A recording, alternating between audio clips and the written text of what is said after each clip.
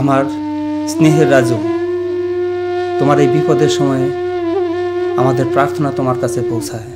তুমি হয়তো অনুভব করতে পারছো আমার আর কোনো আশাই বেঁচে ছিল না, কিন্তু সেখানেও আমি এক পথ খুঁজে পেয়েছি। সেখানে সমস্ত পরিস্থিতির মধ্যে আশা আছে, তা যত বড়ই অন্ধকারময় হোক না কেন, এখন আর কোনো ব্যাপার নয়।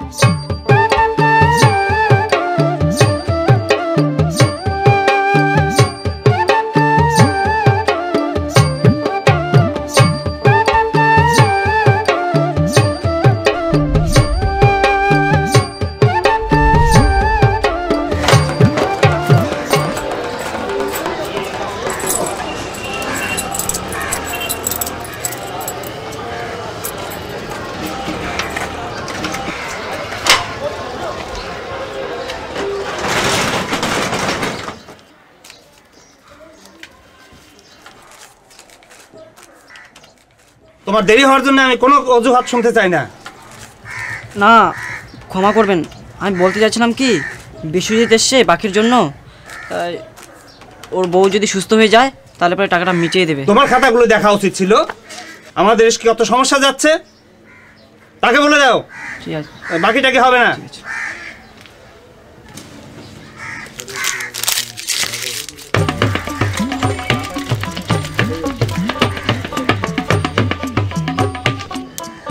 কিসের জন্য তুই এটা করলি? কি করলাম এটা? আমার কি করলাম? কিরে রাজু, এত চুপচাপ কি হয়েছে তো?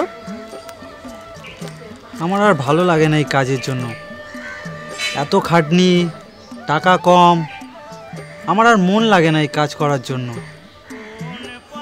তুই একা কেন কাঁদছিস রে? আমাদের তো সবারই একই পরিস্থিতি। যাই হোক, যা আমরা পাই তা আমাদের প্রয়োজনের জন্য খুবই যথেষ্ট, তার অধিক আমি আর কিছু বলতে পারবো না। তুই আমাকে কাঁদালি রে নব। আমি সত্যি বলছি, আমার এখন অনেক অর্থের প্রয়োজন আছে। আমার প্রেমিকার বাবা চান যাতে আমি বিয়ে করবার আগে আমি নিজের পায়ে দাঁড়াই, কিন্তু এটা আমার পক্ষে অসম্ভব। মনে হয় আমি আমার জীবনের শেষ পথে।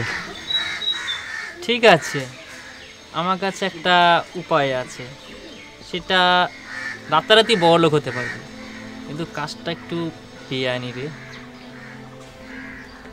ভোলা, আজে বাজে বকিস না তো। রাজু, ভালো চাস তো, এর কথা শুনিস না। আমার সত্যি কাজের দরকার, কিন্তু এরকম করার আমার কোনো প্রয়োজন নাই। রাজু, আমি জানি তোর অনেক বুদ্ধি আছে। আচ্ছা তাহলে আমি আসি, কারণ আমার অনেক কাজ আছে। ছাড় তো তুই কথা, তোর টাকার প্রয়োজন আছে। আমরা একটা লোককে চিনি, যে লোক বর্ডারের পাশে মাল পাঠিয়ে দেয়। তোর তো বাইক আছে, তুই বর্ডারের পাশে পাঠিয়ে দিবি, যে কিছু না, ইলেকট্রনিকের জিনিস একটা পাঠিয়ে দিলে ব্যাস মোটা রঙের টাকা পেয়ে যাবি রাতারাতি।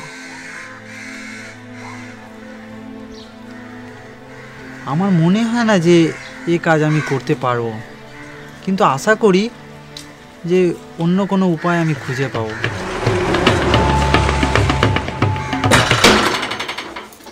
আমি গর্ভবতী হতে পারবো না, এতে আমার দোষ কি বলো? এই সবই তো আমার মতন অভাগার কপাল। তুমি যে অসমর্থ সেটা আগে জানালেই পারতে, তাহলে হয়তো বিয়েই করতাম না, আর আমরা দুজনেই খুশি হতাম।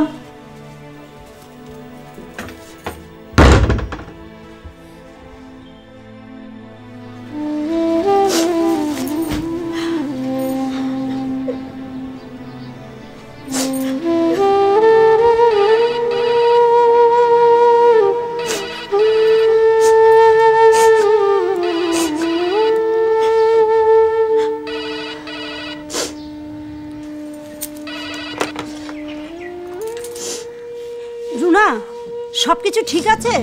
না, আমার জীবনে কি কোনো কিছু কোনোদিন ঠিক হয়েছে? কেন, কি হয়েছে? ডাক্তার কি বললো? ডাক্তার বলেছে আমি আর গর্ভবতী হতে পারবো না। রুনা, আমি খুব দুঃখিত। আমি জানি তোর কাছে এ সমস্ত কিছুর মানে কি। হ্যাঁ, তুমি তো দুঃখিত হবেই, কারণ আজকে যা কিছু হয়েছে সমস্ত তোমার জন্যই হয়েছে। তুমি তার জন্য দোষী। কেন? আমি কিভাবে দোষী হলাম? তুমি আমার মতন অভাগাকে মা এই পৃথিবীতে জন্ম না দিলেই পারতে। রুনা, রুনা,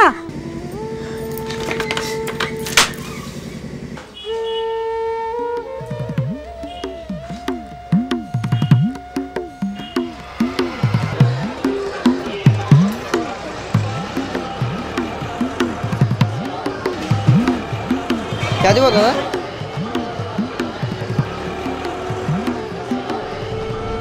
শোনো না, একটা কথা বলার আছে তোমাকে। অবাক হবে না তো? ও মা, এইভাবে অবাক হয়ে তাকিয়ে আছো কেন আমাকে? চলো তাড়াতাড়ি আমরা বরঞ্চ বিয়ে করে নিই। এটা এখন সম্ভব নয়, কারণ আমাদের সম্পর্কের বিষয়ে আমাদের বাড়িতে কেউ জানে না। এর চেয়ে ভালো চলো আমরা এটা নষ্ট করে ফেলি। না না না, এটা কোনোদিন হতে পারে না।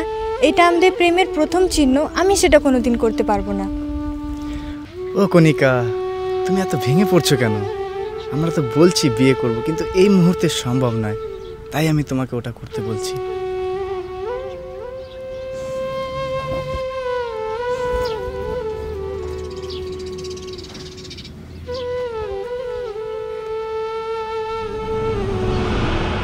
আমার আগের ছেলেটা কি এই ছেলেটির মতো দেখতে?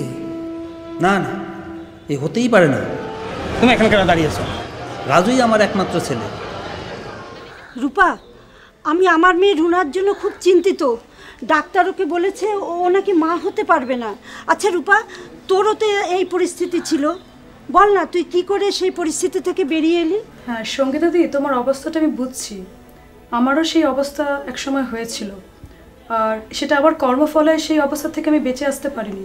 একমাত্র প্রভুর যিশুর অশেষ করুণায় আমি সেই সমস্যার থেকে আমি উদ্ধার পেয়েছি। তা তোর ঈশ্বর যেমন তোকে সেই অবস্থা থেকে বের করে নিয়ে এসেছেন, উনি কি পারেন না আমার মেয়েকে একটু ওই অবস্থা থেকে বের করে আনতে, একটু শান্তি দিতে? হ্যাঁ হ্যাঁ দিদি, অবশ্যই পারেন। একমাত্র আমাদের প্রভু যিশুই পারেন আপনার মেয়েকে সমস্যার থেকে উদ্ধার করতে।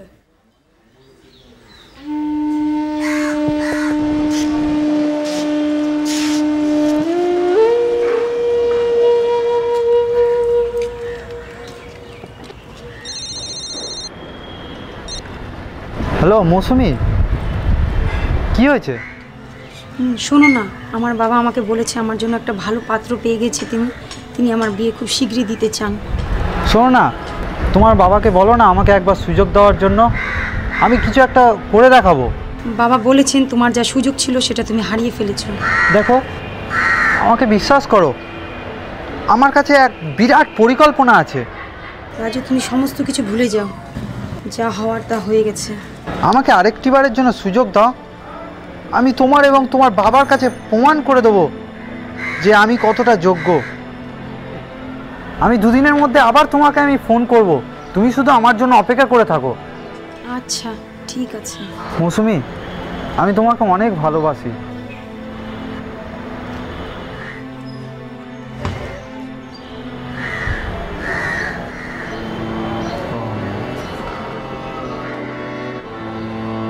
শোনো না, বাবা মা না চাইলেও আমি তোমাকে সত্যি খুব ভালোবাসি।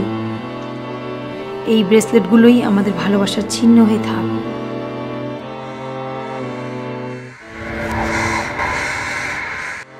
আমরা একটা লোককে চিনি, যে লোক বর্ডারের ওই পাশে মাল পাঠিয়ে দেয়। তোর তো বাইক আছে, তুই বর্ডারের ওই পাশে পাঠিয়ে দিবি, যে কিছু না ইলেকট্রিকের জিনিস পাঠিয়ে দিলে ব্যাস মোটা রঙের টাকা পেয়ে যাবি রাতারাতি।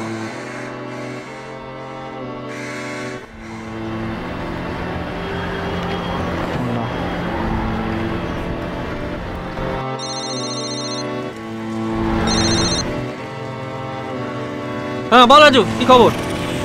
হ্যাঁ ভোলা, আমি রাজি আছি, এছাড়া আমার কোনো উপায় নাই। তা কবে থেকে শুরু করতে চাস? আজ রাতে। আজকের থেকেই? হ্যাঁ হ্যাঁ, তোকে আজ রাতেই করতে হবে। ঠিক আছে, তুই তৈরি থাকিস তাহলে, আমি তোকে আমার লোকের সাথে কথা বলে তোকে জানাবো। ধন্যবাদ ভোলা, ধন্যবাদ, রাখছি।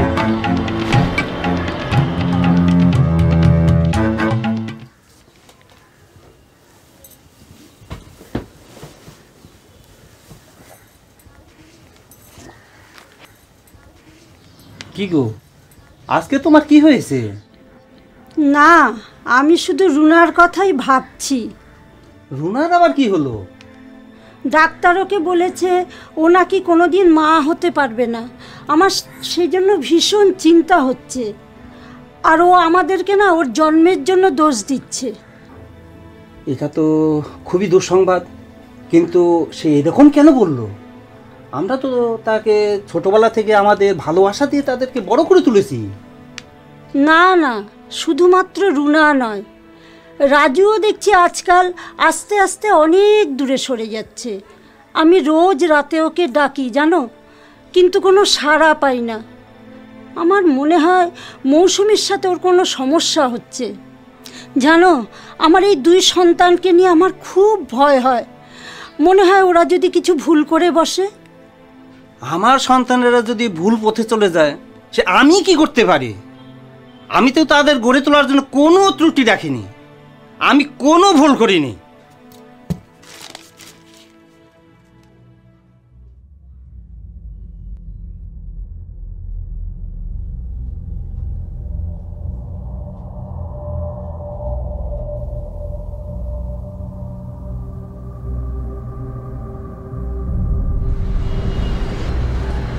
কাজটা রিস্কি, জানিস তো?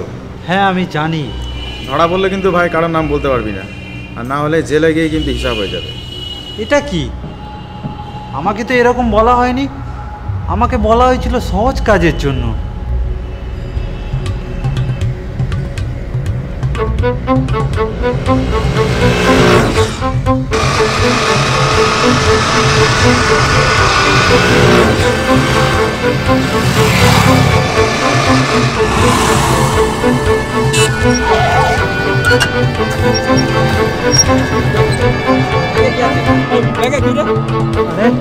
কেন, কি হয়েছে?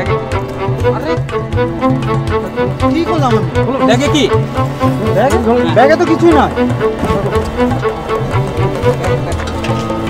কি করছেন এরা? এই সমস্ত কি? এই গেলে কি? এই সমস্ত কি আছে? হ্যাঁ, কি আছে? হ্যাঁ,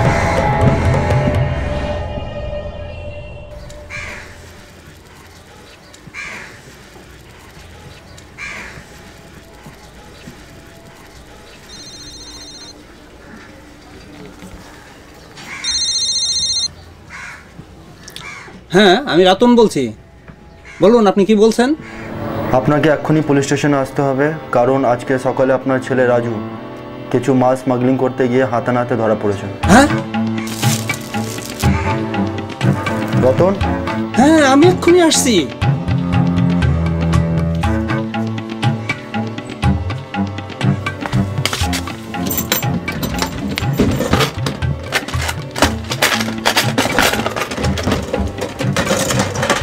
বিজয়, তুমি দোকানে আসো।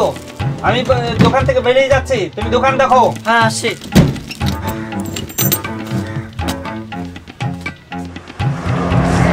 আমি খুবই চিন্তিত, কারণ আপনার ছেলের বিষয়টা খুবই সাংঘাতিক। সে বর্ডারে 50 লক্ষ টাকা ড্রাগ স্মাগলিং করতে গিয়ে ধরা পড়েছে। অসম্ভব, আমার ছেলে হতেই পারে না। হয়তো সেখানে কোনো ভুল হয়েছে। আরে না না, তাকে হাতানাতে ধরা হয়েছে, তার বাঁচার সুযোগ কোনো নেই।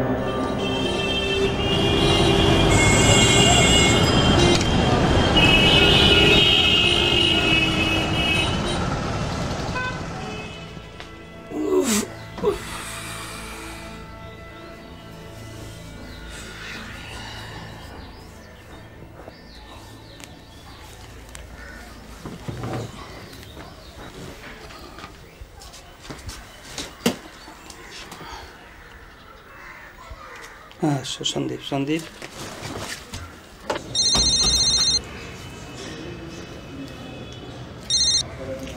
হ্যালো। হ্যাঁ সন্দীপ। আরে রতন, কেমন আছো বলো? আমাকে কি এখন মনে পড়লো? হ্যাঁ, আমি ভালো আছি। আমার খুব সাহায্যের দরকার, সাহায্য করতে পারবি তো? ও হ্যাঁ, আমি আশা করি তোমাকে সাহায্য করতে পারবো। বলো তোমার কি হয়েছে? এই শোন না, গতকাল না আমার ছেলে রাজুকে পুলিশে অ্যারেস্ট করেছে। আইনগত হিসাবে তো তোর জানা আছে, তুই আমাকে সাহায্য করতে পারবি? ও, ভীষণ দুঃখের বিষয় রতন।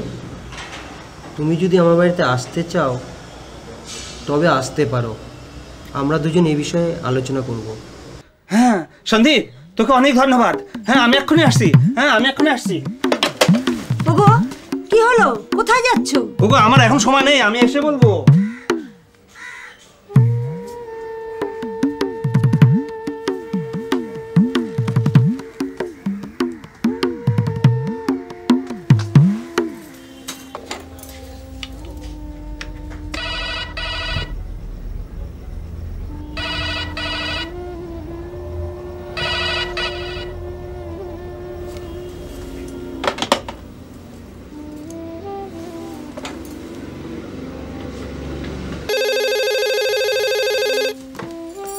হ্যালো হ্যালো রূপা, আমি সঙ্গীতা।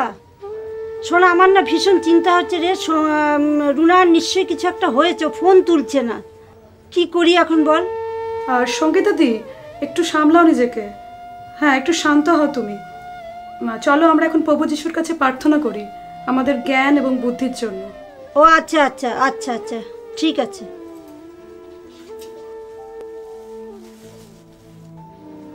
হে প্রভু যিশু, আমরা যেখানেই থাকি না কেন, তুমি আমাদের কথা শোনো ও দুঃখ কষ্ট সমস্যার থেকে বাঁচাও। হে প্রভু, তুমি আমাদের ভীষণই ভালোবাসো, কিন্তু আমরা তা উপেক্ষা করে থাকি। হে প্রভু, তুমি সঙ্গীতাদির সমস্ত ঘটনাই জানো এবং তার মেয়ের সমস্ত সমস্যার কথাই তুমি জানো। হে প্রভু, তাদেরকে তুমি সমস্ত সুরক্ষার মধ্যে রাখো এবং তাদের পূর্ণ জীবন দাও, তাদেরকে শান্তি দাও, তাদেরকে নতুন জীবন দাও। হে প্রভু, তোমাকে ধন্যবাদ দিই। জয় যিশু।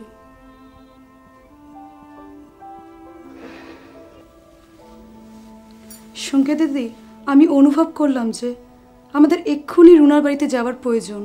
আচ্ছা আচ্ছা, ঠিক আছে।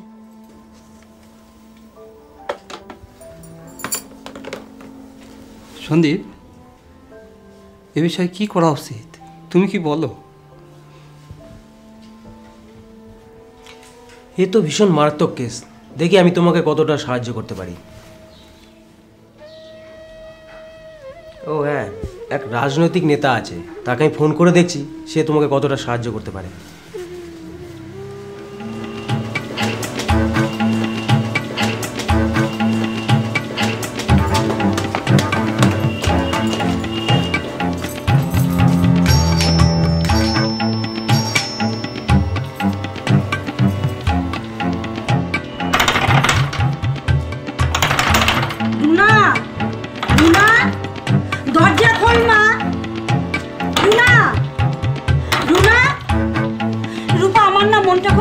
যাচ্ছে রে।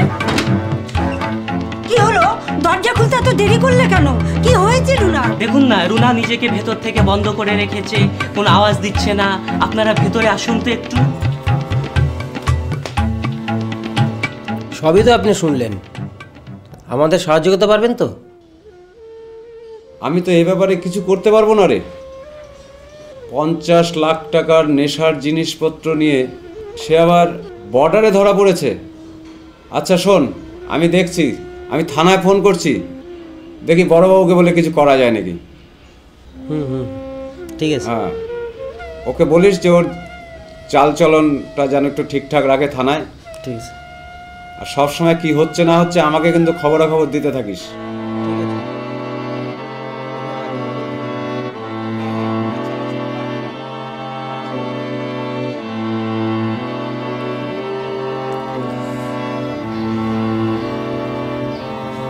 ও বলল বেশি কিছু করতে পারবে না, রাজুর কেসটা জাস্ট একটু হালকা করবে। রুনা, রুনা, রুনা, রুনা, শুনতে পাচ্ছিস? দরজা খোল। রুনা, দরজা খোল। না, এবার দেখছি দরজা ভাঙতেই হবে, কিছুতেই দরজা খুলছে না। আরে তুমি হতাশ হয়েও না, একটা না একটা উপায় খুঁজে পাবোই। তুমি নিজেকে নিজে ভেঙে পড়ছো কেন? এটা আমারই দোষ, আমি অভিশপ্ত।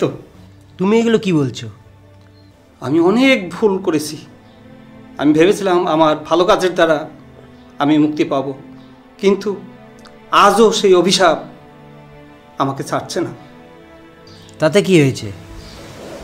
যুবক অবস্থায় আমি একটা ছোট জাতের মেয়েকে ভালোবেসেছিলাম। সেই সময় সঙ্গীতের সাথে আমার বিয়ে ঠিক হয়েছিল। হঠাৎ একদিন মেয়েটি এসে আমাকে বলে আমি মা হতে চলেছি। আমি বলেছিলাম তাকে নষ্ট করে দিতে। মনের দুঃখে সে চলে যায়। আর সে কোথায় আছে আমি জানি না। তার চেহারা আজও আমার মনে পড়ে। তাই এতদিন এটা আমি নিজের মধ্যে লুকিয়ে রেখেছিলাম। আমি ভেবেছিলাম ভালো কাজের দ্বারা আমার মুক্তি হবে, কিন্তু তার কিছুই হলো না। অতীতের ঘটনাটা এখনো আমাকে জ্বালাচ্ছে। আমি তাদের কথা এখনো ভাবি, তারা কোথায় আছে, কিভাবে আছে আমি জানি না। তাদের অভিশাপ আমার পরিবারে এসে লেগেছে। আমরা খারাপ কাজকে ভালো কাজে দ্বারা ঢাকতে পারি না। মানুষ মুক্তি পাওয়ার জন্য অনেক পথ খোঁজে, কিন্তু তারা পায় না। তাদের জন্য একটাই পথ আছে। আমি সমস্ত কিছুই চেষ্টা করেছি, শুধুমাত্র সংসার ছেড়ে সাধু হওয়াটাই বাকি ছিল। কিন্তু সেটা আমি পারবো না, কেননা আমি অত ধার্মিক নই। কেননা তুমি আমাদের সৎসঙ্গে আসো, আমরা একসঙ্গে ঈশ্বরের আরাধনা প্রার্থনা করব, তাতে তুমি অনেক অভিজ্ঞতা লাভ করতে পারবে। তোমার সাহায্যের জন্য অনেক ধন্যবাদ। এই বিষয়ে আমি চিন্তা করব। তুমি তো জানো আমি অনেক ঠাকুর ভক্ত। আচ্ছা, তাহলে আমি এখন আসি।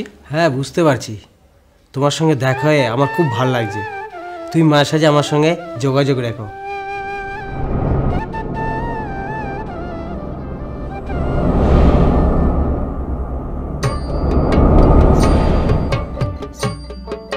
বলো মা, বলো মা, তোমাকে কি চাই? তোমাকে কি দিতে হবে? আর তুমি কি চাও? কি করলে আমার পরিবারের শান্তি আসতে পারে? তুমি বলতে পারো? তুমি বলো, তোমাকে আর কি চাই তোমার? তুমি দাও, তুমি আমার পরিবারের শান্তি নিয়ে দাও। কিন্তু কই, আমার শান্তি তো আসেনি। আমার পরিবারে কোনো শান্তি হয়নি। আমার পরিবারে এতদিন থেকে তোমার সেবা করেছি, তো আমার পরিবারে কোনো শান্তি নেই। কি হলো? ওগো, আমার পাপের জন্য আমার পরিবারে অভিশাপ নেমে আসছে। কি উল্টো পাল্টা বলছো? তুমি জানো রাজু বর্ডার পুলিশ ধরা পড়ে গেছে। তুমি জানো রাজু জেলে, সেখান থেকে কোনো আশা নেই ছাড়া পারা বাবা। তুমি জানো সেখান থেকে আশা নেই।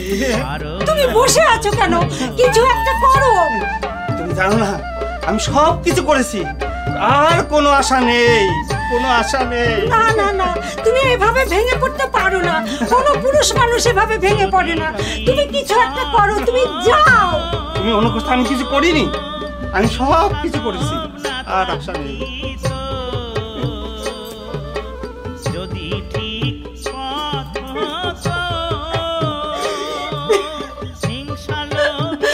প্রভু যিশু, একমাত্র তুমি আমাদেরকে বাঁচাতে পারো।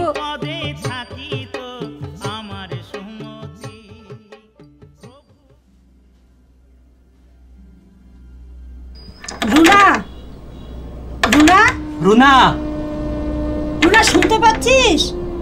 দরজা খোল। রুনা, দরজা খোল।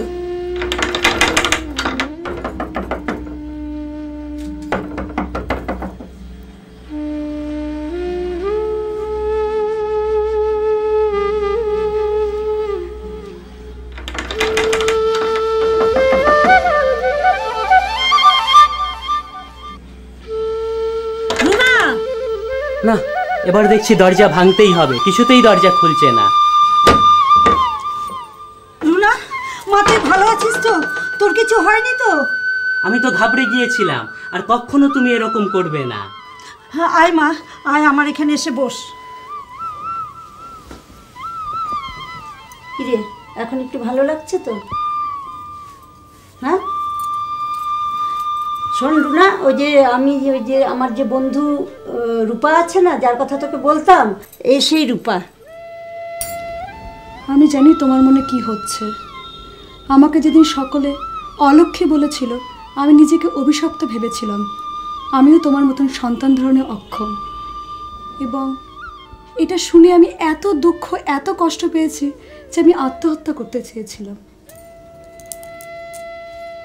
আমি আমার বিপদের সময় অন্য দিক থেকে আশা ফিরে পাই। কখনো কখনো যখন আমরা আশাহীন হয়ে যাই, তখন আমাদের বাইরেরও সাহায্যের প্রয়োজন। আমার এই অবস্থায় আমাকে কে সাহায্য করবে? প্রভু যিশুই আসল ঈশ্বর, তিনিই আমাকে আশা জুগিয়েছেন। আমাকে আমার ডাক্তার, যিনি প্রভু যিশুর শিষ্য, তিনি আমাকে প্রভু যিশুর ব্যাপারে বলেন এবং তিনি আমাকে সৎসঙ্গেও নিয়ে যান। প্রভু যিশুকে প্রার্থনা ও ধ্যান করার পর আমি যে আমার অন্তর দিয়ে খুঁজছিলাম তা আমার পেতে বেশি দিন লাগেনি। তারপর আমার জীবনে এলো আনন্দ ও শান্তি এবং আমি পেলাম আমার জীবনে, আর আমি পেলাম জীবনে বেঁচে থাকার আশা। এটা অনেক লম্বা ঘটনা। আমি ও আমার স্বামী দুজনেই প্রভু যিশুর শিষ্য হই। এরপর আমরা দুজনেই এক অনাথ শিশুকে আমাদের নিজেদের সন্তান হিসেবে গ্রহণ করি। আর কি আশ্চর্য ব্যাপার জানো, সেই শিশুটি ঠিক আমারই স্বামীরই মতন দেখতে। আর সেই থেকে আমি আর আমার স্বামী তাকে আমাদের ভালোবাসায় বড় করতে লাগলাম। আর এর থেকে আমার মনে হয় না আর কোনো ভালো উপায় আছে। ঘটনাটা সত্যিই খুব সুন্দর। বুঝলে, তোমার ক্ষেত্রে আমার মতন ব্যাপারটা নাও হতে পারে। প্রভু যিশু তোমার এবং তোমার পরিবারকে আরও বেশি সাহায্য করবেন। তবে আমিও কি ওনার কাছে সাহায্য চাইবো? হ্যাঁ, আমিও ভাবছিলাম আমাদের যিশুর কাছেই সাহায্য চাওয়া উচিত হবে।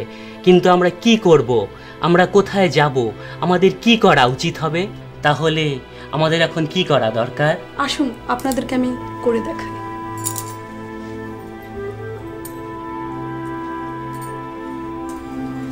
সবাই চোখ বন্ধ করো ও হাত জোড় করো। হে প্রভু যিশু, আমি জানি তুমি আমাদের সমস্ত পরিস্থিতির কথা জানো, আর একমাত্র তুমি আমাদের সমস্ত রকম পরিস্থিতির থেকে সাহায্য করতে পারো। হ্যাঁ, আমি জানি তুমি একমাত্র আমাদের বাঁচাতে পারো। ওগো, আমি তখন অনেক কিছু রাগের মাথায় তোমাকে বলে ফেলেছি। এত বেশি চিন্তা ছিল, আমি নিজেকে আর সামলাতে পারি। হ্যাঁ হ্যাঁ, সেই আমি বুঝতে পারছি। ও শোনো, তোমাকে একটা সুখবর দিতে চাই। আজকে আমি আর রুনা যখন ওই যিশুর কাছে প্রার্থনা করছিলাম না, জানো আমি তখন কি শান্তি অনুভব করেছি। এই অন্ধকারের মধ্যে আমি ভীষণ শান্তি খুঁজে পেয়েছি। শান্তি? তার মানে কি? আরে প্রভু যিশু। হ্যাঁ, প্রভু যিশু। আমি জানি তোমার কাছে এটা অসম্ভব বলে মনে হতে পারে, কিন্তু একমাত্র এই সময়ে উনি আমাদের একমাত্র সাহায্য করতে পারেন। এসব আমি কিছু জানি না, আমার মাথায় অনেক চাপ আছে, আমি যাচ্ছি।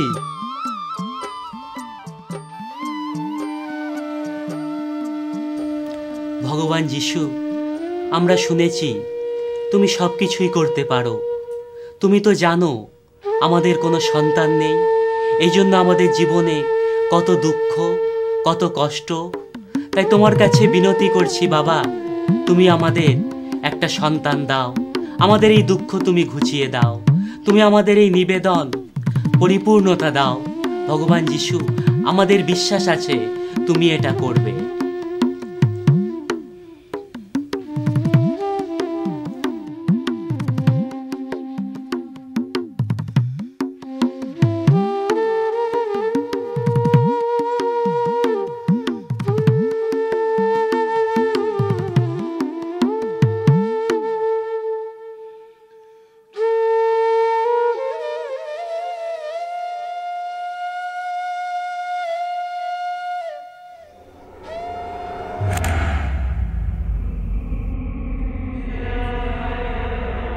কিরে রাজু, যে মৌসুমীর জন্য তুই এত কিছু করেছিলি, সেই মৌসুমিতে আজকে বিয়ে রে এক বড় লোকের বেটার সাথে।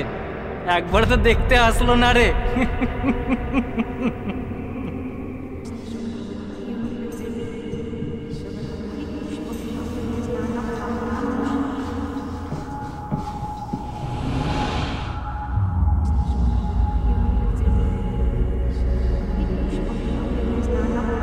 ব্রেসলেটগুলো না বাবা মা না চাইলেও আমি তোমাকে সত্যি খুব ভালোবাসি।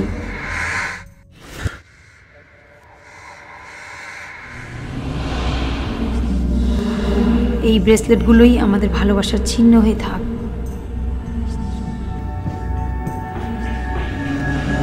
আমি এই ধাগা নিয়ে প্রতিজ্ঞা করছি, সেই অকৃতজ্ঞ মহিলা ও তার স্বামীর উপরে আমি প্রতিশোধ নেব।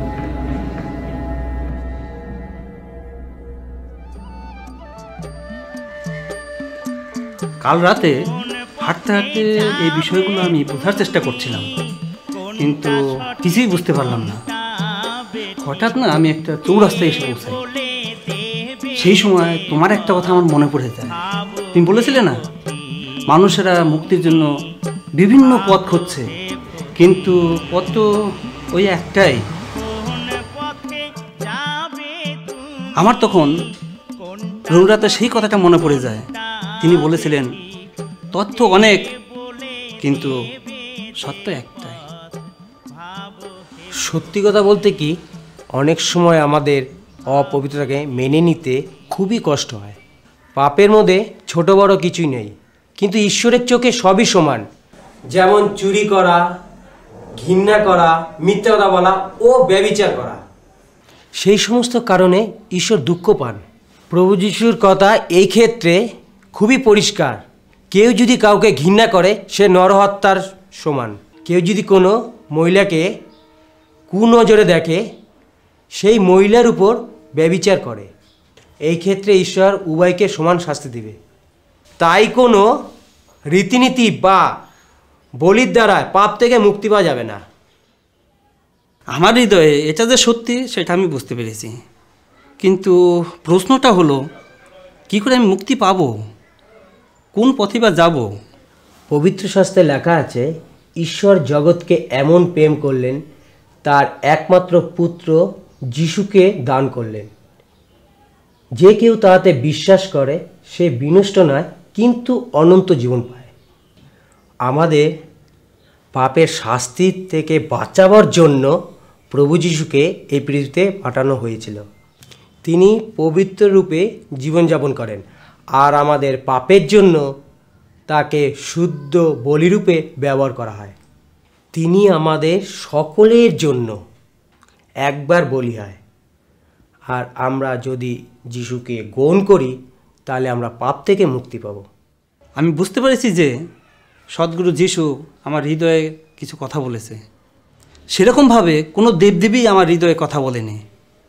যদিও আমি যিশুকে আমার ভক্তি শ্রদ্ধা আমি এখন সম্পূর্ণরূপে দিতে পারিনি। তাহলে আজকে বিকালে তুমি আসো, তোমার সঙ্গে আমি একজনের সঙ্গে পরিচয় করে দেবো। তার নাম হচ্ছে দীপক।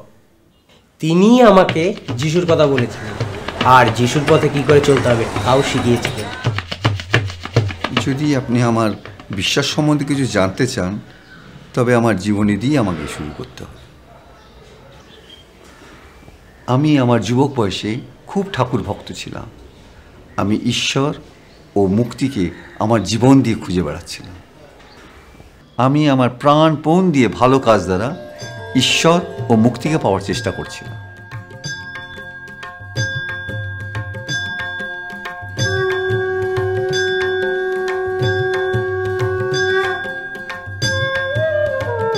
আমি অনেক মন্দিরে গিয়ে অনেক দেবদেবীর পূজা অর্চনা করেছি।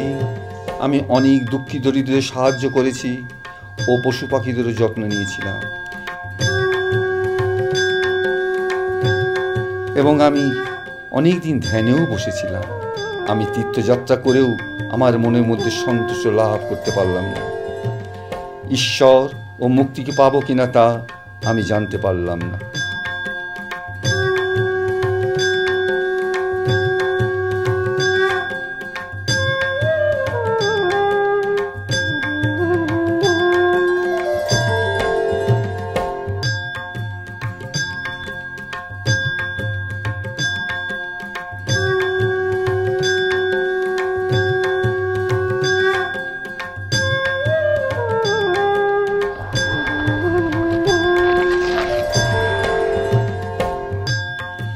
বাইরের দিক থেকে আমি পবিত্র সম্মানজনক ব্যক্তির সমান দেখতে লাগলাম, কিন্তু আমার ভেতরের শূন্যতা, ভয় ও নিরাশায় ভরপুর ছিলাম। আমি এমন এক অবস্থায় এসে গিয়েছিলাম যে তখন আমি সব কিছু ছেড়ে ব্রহ্মচারী রূপে নিজেকে আশ্রমে সঁপে দিতে লাগলাম। আমি আশ্রমের পথে যাওয়ার সময় আমার অপ্রত্যাশিত উত্তর খুঁজে পাই। একজন মানুষ সাদা কাপড়ে পরিচ্ছন্ন, তাকে দেখতে একটু অন্যরকম লাগছিল এবং আমি তাকে এক মহান ভক্ত হিসাবে প্রণাম করি। না, এ কি করছেন? আমি কোনো ভগবান বা ঈশ্বর নই, আমি সাধারণ মানুষ মাত্র। আমি একমাত্র জীবন্ত সৃষ্টিকর্তা সনাতন ঈশ্বর আরাধনা করি, যিনি কিনা একমাত্র ঈশ্বর। আপনি কি আশ্রম থেকে আসছেন? না না, কেন বলুন তো? না, আপনার মধ্যে একটা অন্য কিছু আমি অনুভব করতে পারছি। তাই আসুন আমরা দুজনে বসে আলাপ করি।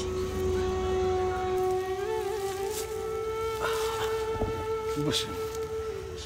আপনি যে অনুভবটা করতে পেরেছিলেন সেটা কোনো লুকানো বিষয় নয়।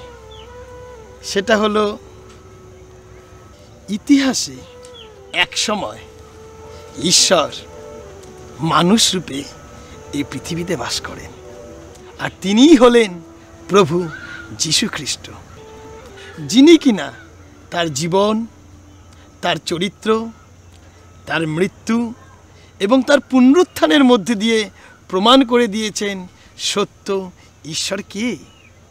তার জীবন, মৃত্যু এবং পুনরুত্থানের দ্বারাই তিনি প্রমাণ করে দিলেন আসল ঈশ্বর কে, এবং তার চরিত্র আমাদের কাছে প্রমাণ দেয় যে ঈশ্বর আমাদের কতখানি ভালোবাসেন। আমি তো এরকম গল্প কখনো শুনিনি।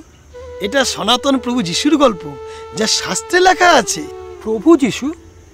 তিনি শুধু ঈশ্বরের চরিত্র এবং ভালোবাসাকে প্রকাশ করতেই আসেননি, তিনি এসেছিলেন এই পৃথিবীতে আমাদের সমস্ত পাপের অভিশাপ থেকে মুক্তি দেওয়ার জন্য, যারা তাকে বিশ্বাস করে। আমরা সকলেই আমাদের পাপের জন্য অভিশপ্ত এবং অনন্তকালীন শাস্তি পাওয়ার যোগ্য, কিন্তু সৃষ্টিকর্তা ঈশ্বর প্রভু যিশু তিনি মানুষ রূপে এসে সঠিক জীবনযাপন করলেন, যাতে নিখুঁত বলিরূপে ঈশ্বরের কাছে উৎসর্গীকৃত হতে পারেন। তাই তার মৃত্যু দ্বারা আমরা আমাদের পাপের শাস্তি থেকে মুক্তি লাভ করতে পারি। আর যদি আমরা তার বলিদানে বিশ্বাস করি, তাহলে আমরা আমাদের আত্মায় নূতনীকৃত হই। মুক্তি লাভের জন্য আমাদের আত্মার নূতনীকরণ অবশ্যই দরকার। আপনি কি বলতে পারেন আমার আত্মা কিভাবে নতুনীকৃত হবে? শুধু আপনাকে আপনার পাপময় জীবন থেকে ফিরে আসতে হবে এবং নম্রভাবে প্রভু যিশুর বলিকে বিশ্বাস করে গ্রহণ করতে হবে। তবেই আপনি আপনার আত্মায় নূতনীকৃত হতে পারবেন এবং মুক্তি লাভ করতে পারবেন। এটা খুবই ভালো কথা। আপনি দান ধ্যান করেন, পুণ্য কাজ করেন, কিন্তু এসবের দ্বারা আপনার আত্মার নূতনীকৃত কখনোই হবে না, এবং পবিত্র শাস্ত্র বলছে আপনি এ সমস্ত করলে কোনোদিনই মুক্তি লাভ করতে পারবেন না।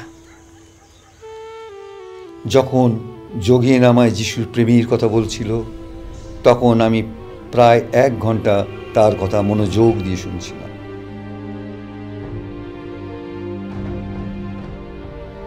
যে উত্তরের জন্য আমার হৃদয়ে আমি খুঁজে বেড়াচ্ছিলাম, তার প্রকাশ আমি এখন পাই।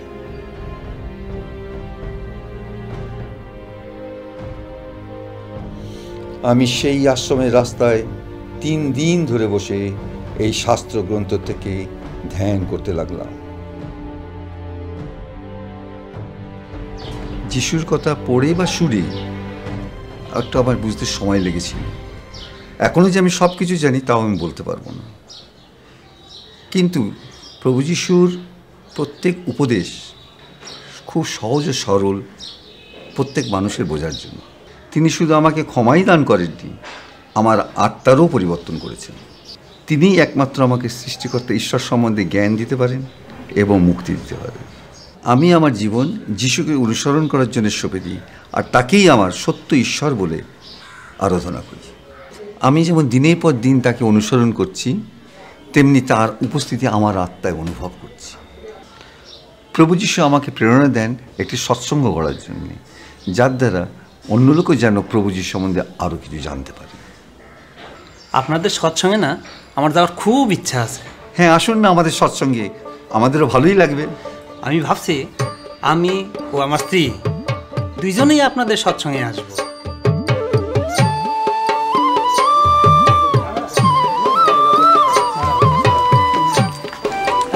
কাকিমা, আপনারা এইখানে? কিরে নব, আমাদের দেখে অবাক হয়ে গেলি? কাকু, আমি রাজুর জন্য প্রত্যেকদিন প্রার্থনা করি। নব কি আপনার ছেলের বন্ধু নাকি? হ্যাঁ, ওরা তো ছোটবেলা থেকে ভালো বন্ধু। আচ্ছা আচ্ছা, আসো আসো। এসো, আমরা এবার আরাধনা শুরু করি।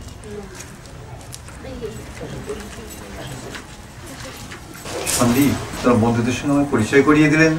ও হ্যাঁ, উনি হচ্ছে রতন আর ওনার স্ত্রী হচ্ছে সঙ্গীতা। এখানে আসার জন্য অনেক ধন্যবাদ।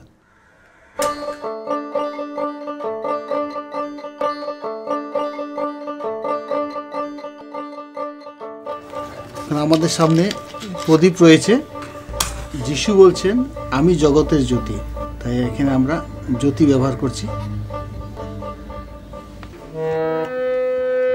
চলো রে মনে গিয়ে চলো যিশুর পায়ে চিহ্ন ধরে, চলো রে মনে গিয়ে চলো যিশুর পায়ে চিহ্ন ধরে, কানে ধীরে বাজে না তো,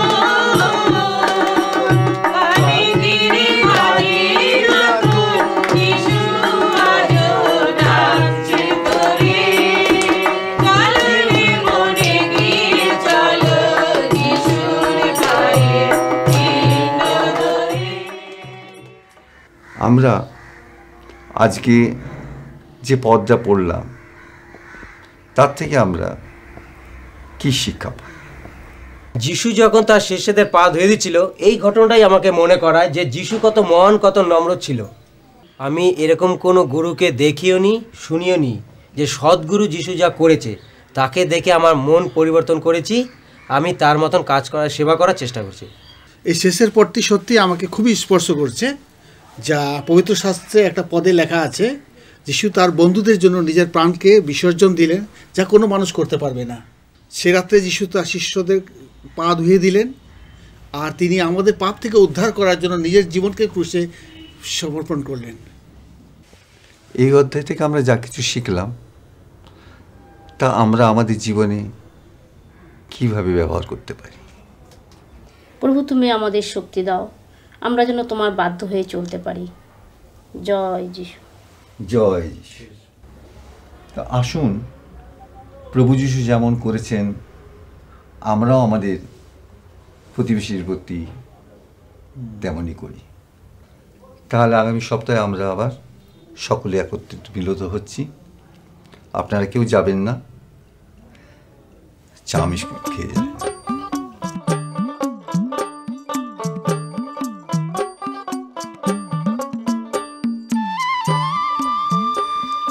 যিশু যদি ঈশ্বর পুত্র হন, তাহলে তিনি কেন এত দুঃখ ভোগ করলেন? দেখুন, কবির ভাষায় কোনো কবি বলেছেন, স্বাধীনতার জন্য সঠিক মূল্য দিতে হয়।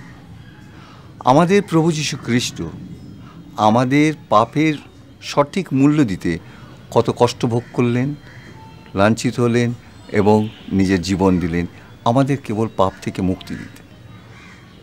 দেখুন, আবার দেখুন নেতাজি সুভাষ বোস, মানে নেতাজি সুভাষচন্দ্র বসু, তিনি বলেছেন, তোমরা আমাকে রক্ত দাও, আমি তোমাদের স্বাধীনতা দেব। সে তো দেশের স্বাধীনতার জন্য। কিন্তু আমাদের প্রভু যীশু খ্রিস্ট তিনি কষ্ট করেছেন, মৃত্যু করেছেন, কুশে তার রক্ত ঝরিয়েছেন, আমাদের পাপ ও মৃত্যুর থেকে স্বাধীন করেছেন। তার কাছে এত শক্তি থাকতেও কেন তিনি বীরের মতো সেই ক্রুশ থেকে নেমে এলেন না? প্রেমে কোনো বন্ধন নেই, কিন্তু স্বাধীনতা আছে। আমাদের প্রতি ঈশ্বরের ভালোবাসা জবরদস্তি নয়, আমাদেরকে তার অনুগ্রহ বিনামূল্যে দান করেছেন। তা পাওয়ার জন্য আমাদের বিশ্বাসের দরকার। আগে আলোর অস্তিত্ব অনুভব করেই গান গেয়ে ওঠে। হ্যাঁ, তা ঠিক। প্রেমকে যদি জবরদস্তি করা হয়, সেটা আসল প্রেম নয়। আর আসল প্রেম যদি থেকেই থাকে, তা আমার মনে হয় প্রভু যিশুরই প্রেম। ত্যাগ ছাড়া বিশ্বাস জন্মায় না। আমাদের প্রভু যীশু খ্রিস্ট তিনি আমাদের পাপের জন্য নিজ প্রাণ ত্যাগ করলেন। আমাদের উচিত তার মৃত্যুতে বিশ্বাস করা, মন্দর থেকে সরে আসা আর তাকে আমাদের জীবন উৎসর্গ করা। তাহলেই দেখবেন প্রভু যীশু খ্রিস্টের আত্মা আপনাকে সাহায্য করবে। তাহলে আমার নাম কি বদলাতে হবে? আর আমার খাওয়া দাওয়ার বিষয়, আমি শুনেছিলাম যীশু খ্রিস্টকে গ্রহণ করলে নাকি অন্য কোনো মাংস খেতে হয়। এটা কি সত্যি নাকি? না না না না না না, আপনাকে মাংসও খেতে হবে না, আপনার নামও পরিবর্তন করতে হবে না, আপনার সংস্কৃতিও বদলাতে হবে না। আপনাকে কেবল পাপের থেকে মন ফিরিয়ে যিশুর পথে চলতে হবে এবং আপনাকে কেবল তাকে সত্য ঈশ্বর বলে স্বীকার করতে হবে। আমাদের বাইরের থেকে রীতিনীতি পাল্টানোর কোনো দরকার নেই, আমাদের হৃদয়ের থেকে মনোভাবটা পাল্টানো দরকার। আমাদের পাপ ও গর্বের সম্বন্ধে অনুভব করা উচিত, আর সেই সকল বিষয়ের থেকে মন ফেরানো উচিত। তোমরা নিজের উপর বা অন্য কিছুর উপর বিশ্বাস না করে শুধু সদ্গুরু যিশুর উপর বিশ্বাস করে চলো।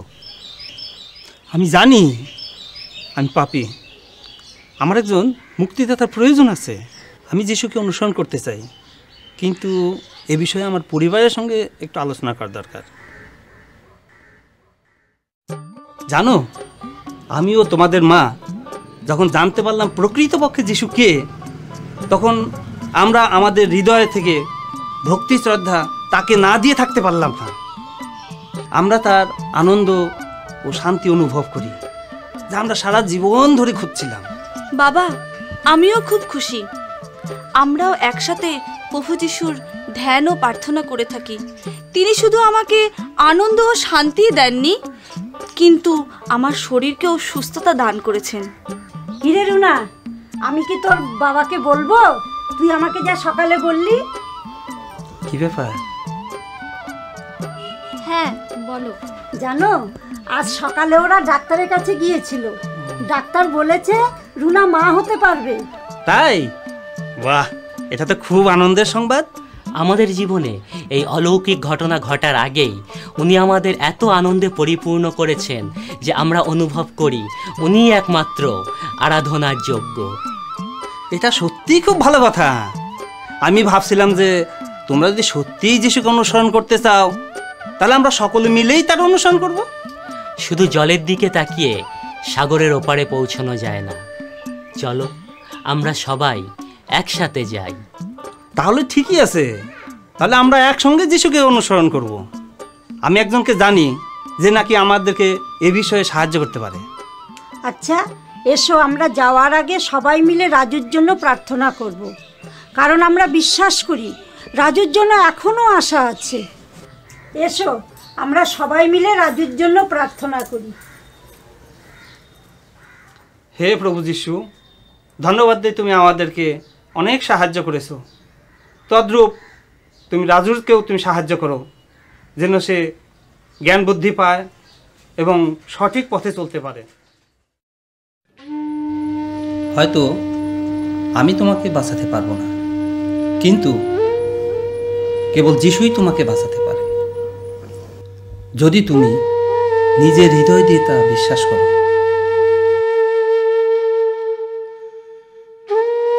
আমি অনেক বছর ধরে আমার পাপ ও লজ্জার বোঝা বয়ে বেড়াচ্ছিলাম, কিন্তু আমি বুঝলাম আমার নিজের বোঝা বয়ে বেড়াবার দরকার নাই। আমার ও তোমার বা সবার জীবনে কখনো না কখনো বিশৃঙ্খলতা দেখা দেয়।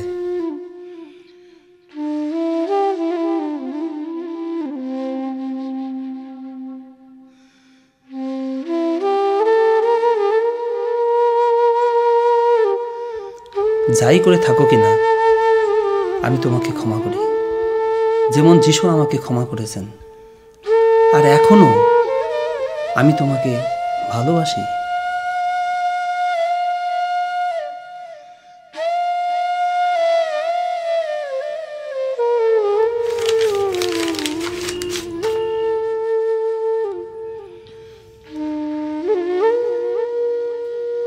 যদি কেউ যিশুতে থাকে তবে সেই নূতন সৃষ্টি হলো, পুরাতন স্বভাবগুলো অতীত হয়ে গেছে আর সেগুলো নতুন হয়ে উঠেছে।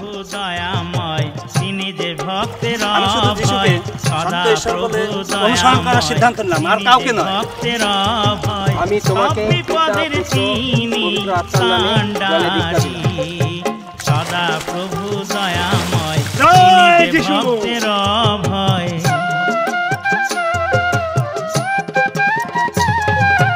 সদা প্রভু সনাতন কৃপাময় মন শরণে মন যায় শরণে মন যায়। যাই করে থাকো কিনা আমি তোমাকে ক্ষমা করি, যেমন যিশু আমাকে ক্ষমা করেছেন। আর এখনো আমি তোমাকে ভালোবাসি।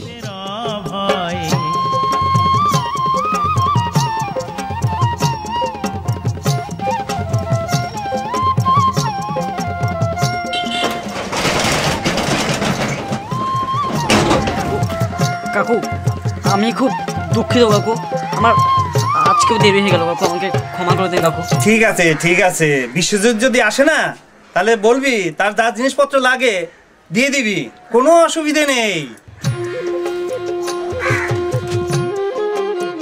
তিনি মৃতস্থান থেকে তোমার জীবন মুক্ত করেন। তিনি তোমাকে অটল ভালোবাসা ও মমতায় ঘিরে রাখেন। রুনা, আমি যিশুকে ধন্যবাদ দিই আমাদের এই অপ্রত্যাশিত সন্তান লাভের জন্য। সদা প্রভু দয়াময়, তিনি যে ভক্তের ভয়। যিশু,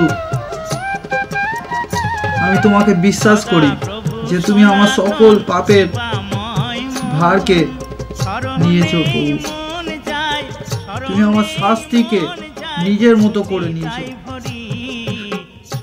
প্রভু গো, আমাকে ক্ষমা করো। তুমি জানো আমার মনের অবস্থা, আমি কিরকম ভাবে কাটাচ্ছি।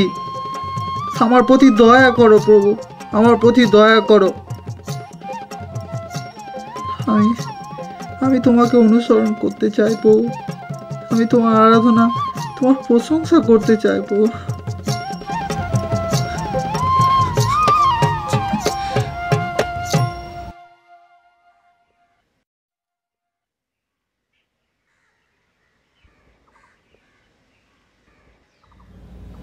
যদিও আমি এই জেলের মধ্য দিয়ে সাংসারিক ধার শোধ করছি, কিন্তু আমি জানি আমার আত্মিক ধার চুকানো হয়ে গেছে। এখন আমি জানি আমার আশা আছে, চাই বর্তমান বা ভবিষ্যৎ।